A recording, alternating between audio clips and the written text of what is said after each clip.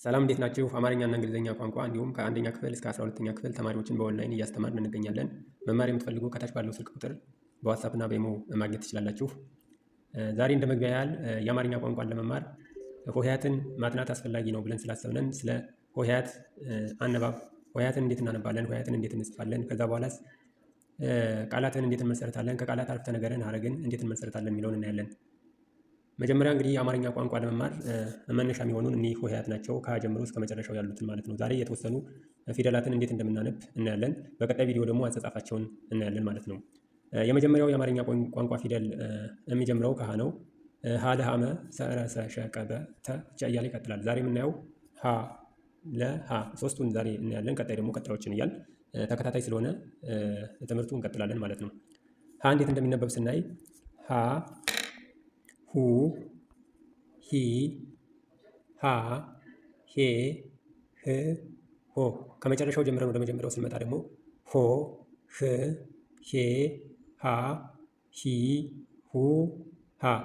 አንዴ ደግመዋለሁ። ሃ ሁ ሂ ሃ ሄ ህ ሆ።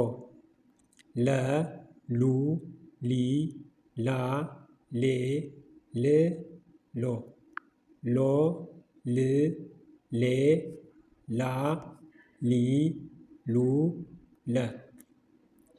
የትኛዋ ሶስተኛዋ ፊደል ከአማርኛ ፊደል ገበታ ውስጥ ሀመር ሆነች።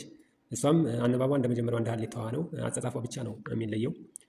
ሀ ሁ ሂ ሃ ሄ ህ ሆ ሆ ህ ሄ ሃ ሂ ሁ ሃ። መ ሙ ሚ ማ ሜ ም ሞ ሞ ም ሜ ማ ሚ ሙ መ። ሰ ሱ ሲ ሳ ሴ ስ ሶ ሶ ስ ሴ ሳ ሲ ሱ ሰ። ቀጣይ ያሉትን ሆሄያት አነባባቸውን ቀጣይ እናያለን።